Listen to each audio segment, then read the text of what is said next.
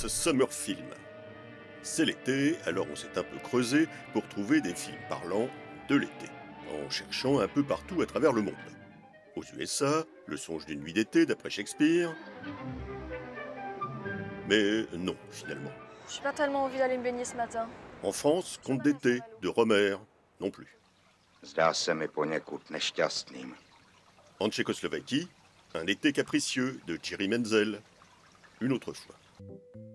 En Égypte, Experimental Summer de Mahmoud Lofti, une autre fois aussi, tout au moins quand on l'aura localisé. You're repressing a great deal. A Swinging Summer avec Raquel Welch, on en a déjà parlé, ici même. Tiens, The Endless Summer? The Endless Summer, tout? Allez, non. En Allemagne, Summer in the City de Wim Wenders? Bah non, ça va pas, ne serait-ce que parce que ça se passe en hiver. Ah, et au Japon, oui, It's a Summer Film. En japonais, Samafirumu ni noté. On ne garantit pas l'accent. Mais on s'est dit, It's a Summer Film, c'est un bon titre. Ça parle d'été, ça parle de film, personne, ou presque, n'en a entendu parler, tout au moins en dehors du Japon. Alors, va pour It's Summer Film. Les vacances d'été japonaises tombent certes en été, mais aussi au milieu de l'année scolaire. Et cette année, la jeune Adachi, en français Pieds nus, on ne la connaît que sous ce nom, même si on ne sait pas pourquoi on l'appelle comme ça, Pieds nus donc, a décidé de faire pendant l'été un film bien à elle, un film classique de samouraï, parce que c'est son truc, les films de samouraï. En fait, plus largement, les jidaigeki, les films historiques en général. D'ailleurs, Pieds nus passe son temps à voir et revoir les classiques du genre, en compagnie de ses deux meilleures copines, Blue Hawaii, pratiquante assidue de kendo, et Trottinette, une passionnée d'astrophysique. Pieds nus a bien bossé son sujet, vous voyez. Elle imite parfaitement Toshiro Mifune à la fin de Sanjuro d'Akira Kurosawa. Et ce qu'on aime bien avec Toshiro Mifune dans le rôle de Sanjuro, c'est qu'il se gratte tout le temps. Ça n'aurait pas plu à Polanski, qui trouvait que Cassavetes se grattait trop dans Rosemary's Baby. Bref, voilà Sanjuro.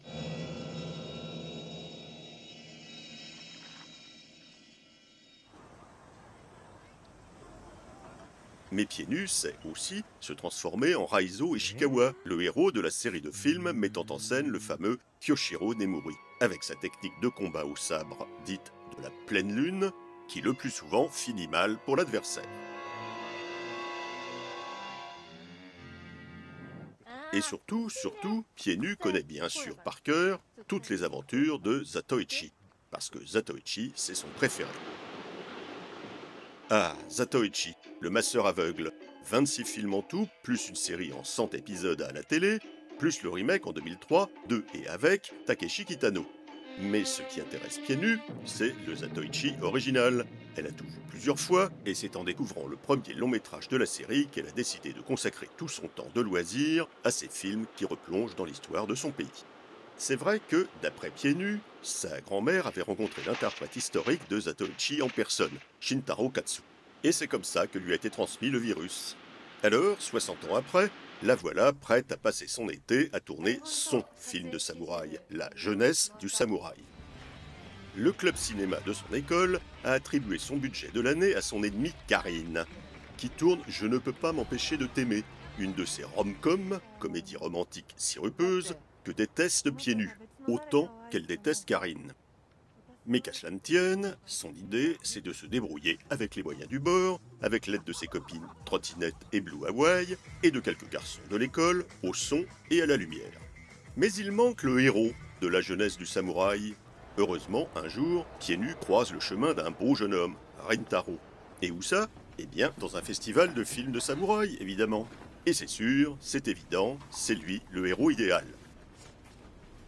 L'ennui, c'est qu'il refuse. Allez, un peu de persuasion en s'inspirant d'une scène de Sanjuro, et Rintaro finit par accepter. Et les prises de vue de la jeunesse du samouraï peuvent commencer, pour de bon.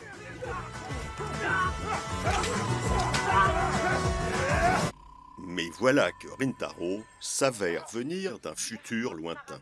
Et il a voyagé jusqu'à notre époque. tout en restant en contact via une petite boîte sphérique avec un acolyte resté dans leur espace-temps à eux. Et ce copain du futur de Rintaro fait une révélation fracassante à l'équipe du film. 俺たちのいる世界だと映像は5秒がスタンダードなんだよ。え、何それ。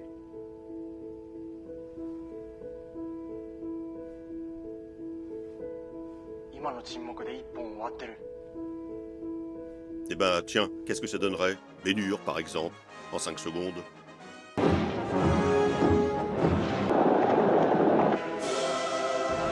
Faut voir.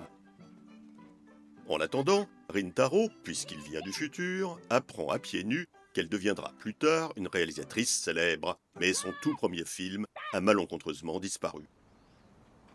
Et bien sûr, ce fameux premier film de pieds nus, c'est La jeunesse du samouraï. Ah, et Rintaro qui en tient le rôle principal maintenant. Ça, c'est du beau paradoxe temporel. Parce que, du coup, le cours du temps va être modifié. Alors, notre monde va-t-il se volatiliser? Oui, Pieds Nus nous a mis dans un drôle de pétrin, elle aussi, sans le vouloir, en insistant pour avoir Rintaro en vedette. D'ailleurs, on trouve que Pieds Nus a un petit côté Stan Laurel par moment, ou plutôt Giulietta Massina dans la Strada, juste comme ça, par certaines expressions fugitives, mais elle ne joue pas de trompette. C'est Marika Ito qui joue le rôle de Pieds Nus, surtout connue comme ex-membre du groupe de J-pop Nogizaka 46.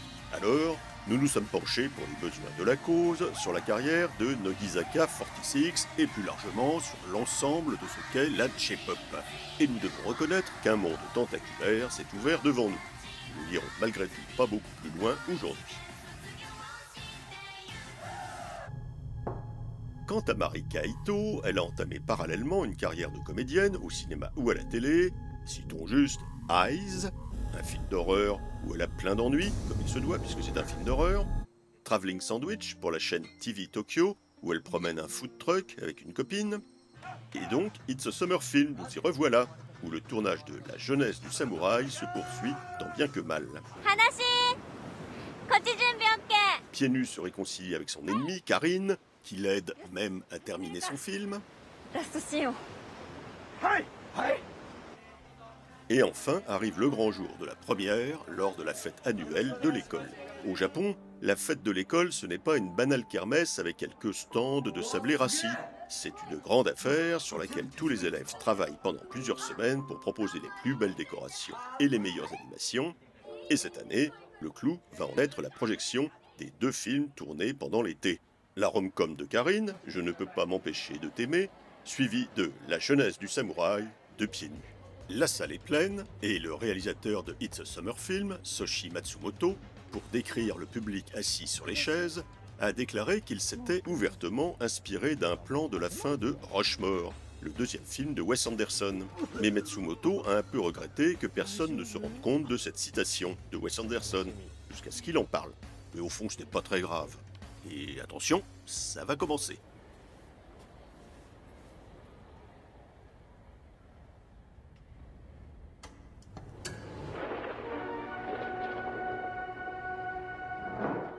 La projection des 2 films se déroule bien, mais quand même, la présence sur l'écran de Rintaro, ce garçon venu du futur, risque de faire dérailler notre avenir à tous à cause de ce fichu paradoxe temporel. Nous voilà dans un drôle de pétrin, on vous dit.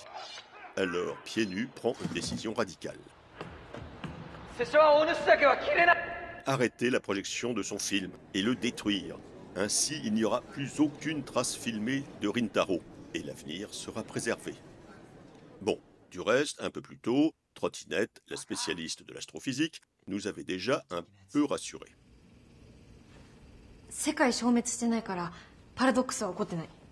Ouf, merci Trottinette. Oui, c'est vrai qu'on était à 2 doigts. Hein.